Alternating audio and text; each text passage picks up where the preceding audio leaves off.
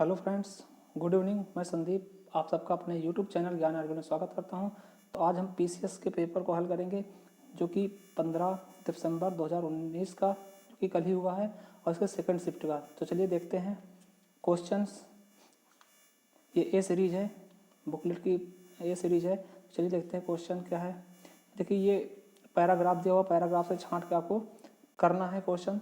तो इस अवतरण का सर्वथा उपयुक्त तो शीर्षक हो सकता है। पहला है आशा और निराशा, दूसरा जीवन और आशावाद, तीसरा आशा ही जीवन है, चौथा है आशावादी और निराशावादी। तो हमारा सही ऑप्शन डी हो जाएगा।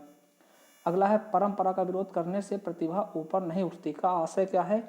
पहला है परंपरा व्यक्ति को दकियानूसी बनाती है, दूसरा है परंपरा का विरोध व्यक्ति को प्रतिभा संपन्न बनाता है, तीसरा है परंपरा को स्वीकारने से प्रतिभा नष्ट होती है, और चौथा है परंपरा और प्रतिभा में अन्योश्रित संबंध है। तो हमारा इसका सी ऑप्शन से सही होगा। चलिए अगला देखते हैं। नकारात्मक का आशय क्या होता है। निराशावाद, स्वीकार्यता, सकारात्मक के से कोई नहीं। तो नकारात्मक क्या होगा, निराशावाद। हमारा ए ऑप्शन सही हो जाएगा। अगला कहते हैं निराशावादी दुख के सागर में डूबे रहते हैं और सदा अपने आप को प्रतिस्थापित करने के लिए तर्क किया करते हैं के लिए कहा जा सकता है। तो निराशा कुंठा और प्रवंचना की जननी है, ये भी सही है। निराशावादी का चेहरा चिंता की रेखाओं से घिरा होता है, ये भी सही है। निराशावादी व्यक्ति दूसरों के आनंद से दुखी रहते हैं, ये भी सही है। तो हमारे उपयुक्त सभी वाक्य सही हो जाएंगे। अगला है आध्यात्मिक आनंद से क्या तात्पर्य है। सॉरी, आत्मिक आनंद से क्या तात्पर्य है, तो मन की मौत से। चलिए अगला देखते हैं। निम्नलिखित व्यंजनों में उच्चारण, व्यंजन का उच्चारण तालु से कहाँ से होता है। तो तालु से कौन होगा। देखिए इच यशा नाम तालु, ई और चा वर्ग के चा छा जा झा और या से यग और सा से सीटी, ये सभी ताल होते। तो हमारा क्या हो जाएगा, छा क्या हो जाएगा, ताल हो जाएगा। का क्या हो जाएगा, का हो जाएगा कंठ, का क्या हो जाएगा कंठ। और ये ढा क्या हो जाएगा, ये मूर्धा हो जाएगा। चलिए अगला देखते हैं। निम्नलिखित में से कौन शब्द छांटना है इसमें क्रिया विशेषण का प्रयोग हुआ है। तो है पहला है यहाँ कैसे कैसे लोग एकत्र हुए हैं, दूसरा है यह काली गाय घास चर रही है, तीसरा है मुझसे खट्टा फल नहीं खाया जाता, चौथा है तुम जी जान लगाकर पढ़ रहे हो। देखिए जो क्रिया की विशेषता बताता है, तो देखिए यहाँ पे क्या है, पढ़ रहे हो, पढ़ने की क्रिया क्या है, लगातार।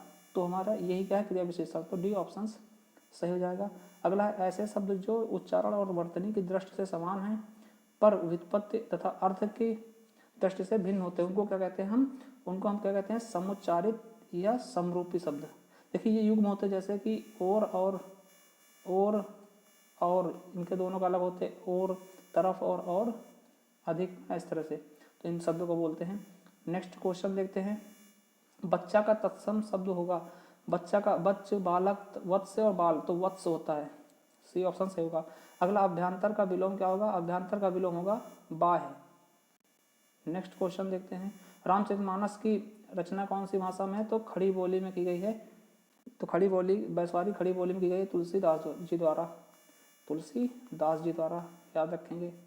अगला है निम्नलिखित वाक्यों में शुद्ध वाक्य का चयन कीजिए।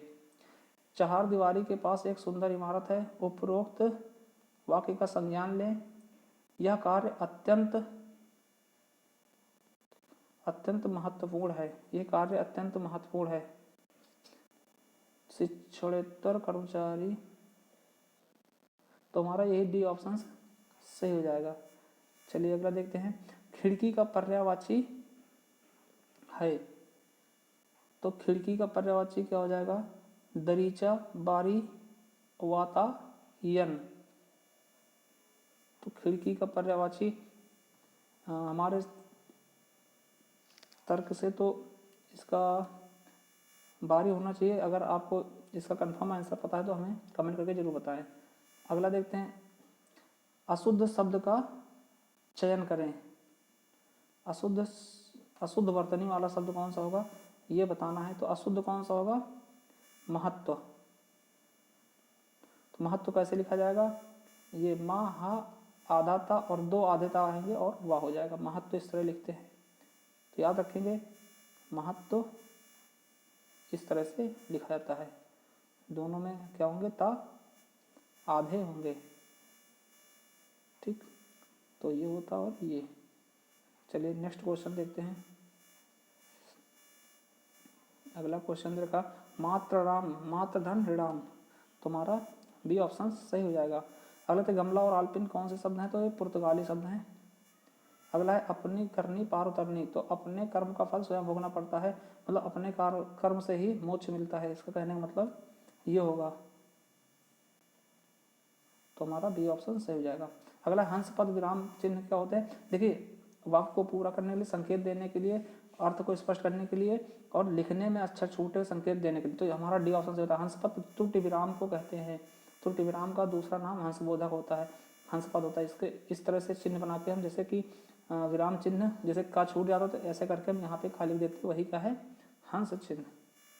अगला है अंक शब्द का अर्थ नहीं है, तो अंक का शब्द का अर्थ क्या नहीं है, अंग। देखिए संख्या, चिन्ह, गोद ये तीनों होते हैं, तो अंग नहीं होगा। अगला है पीताम्बर में कौन सा समास होता है, देखिए पीताम्बर में थोड़ा सा वो होता है कि अगर पीत है अंबर, जिसका पीत है जो अंबर, तो यहाँ पे कर्मधारय भी हो सकता है, बहुब्री हो सकता है, क्योंकि पीताम्बर का अगर तीसरा अर्थ निकलता तो श्री कृष्ण हो जाएगा। तो यहाँ पे दोनों ऑप्शन सही होते दिख रहे हैं, तो अब इस पे आप लोग ऑब्जेक्शन कर सकते हो, क्योंकि दोनों ही ऑप्शन सही होंगे, तो उस हिसाब से बहुब्री या कर्मधारय दोनों सही हो सकते हैं। तो चलिए ये थे आपके टॉप 20 क्वेश्चन जो कि हिंदी के। अगर आपको हमारी वीडियो पसंद आई हो तो लाइक करें और चैनल को सब्सक्राइब करना न भूलें, कि आने वाली जो भी वीडियो आप तक आसानी से पहुंच सकें। धन्यवाद।